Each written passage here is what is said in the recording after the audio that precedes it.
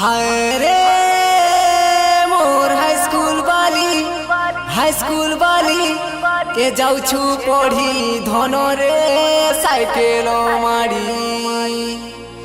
हाय रे मोर हाई स्कूल वाली ए जाऊछु पढ़ी धन रे साइकेल मारी।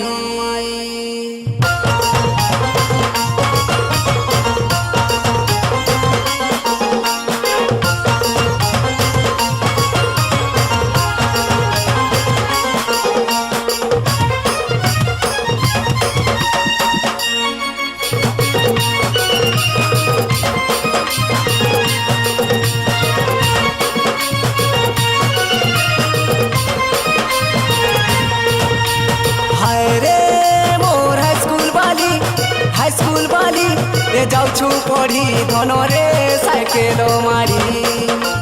हाय रे मोर हाई स्कूल वाली ए जाऊछु पढ़ी धन रे साइकेल मारी। ए रोड रास्ता देखी करी धीरे धीरे जीबू मते देखी देले मूल करी हसी देबू। रोड रास्ता देखी करी धीरे धीरे जीबू मते देखी देले मूल करी हसी देबू। ये मने पड़ुछे बड़ा तोर साइकेल मोड़ा कही दे रे धन तुई केन परा। मने पड़ुछे बड़ा तोर पैडल मोड़ा कही दे रे धन तुई केन परा।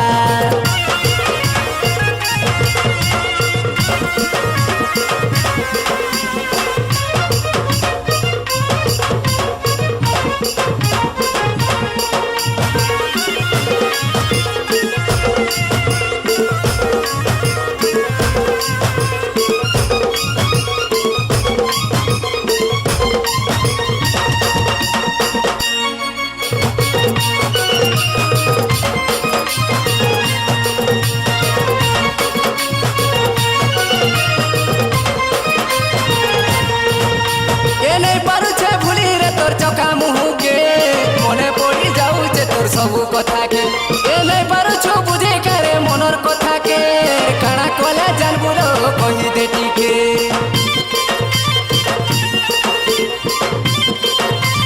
हो ए नहीं पारुछे भूली रे तोर चका मुह के मने पड़ी जाऊचे तोर सबू कथा के। ए नहीं पारुछु बुझे करे मनर कथा के काना कोला जानबू रो कही दे टिके।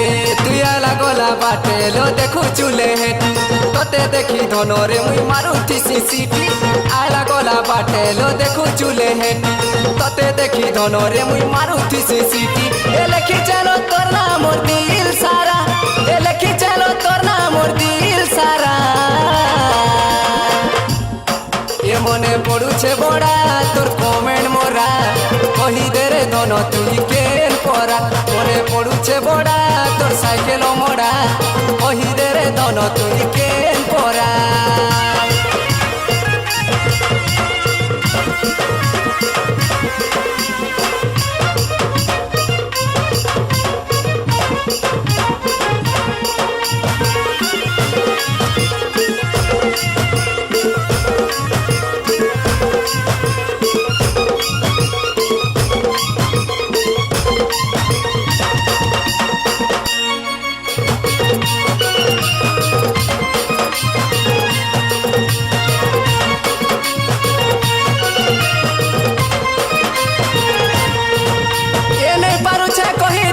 पाउछे भलो मुटा मुटा दिसु चुरे पचिला बेलो ए सेली बिले थाई तुई हे उचु गेलो तोते देमी बोली धरी चरे गुलाब फूल।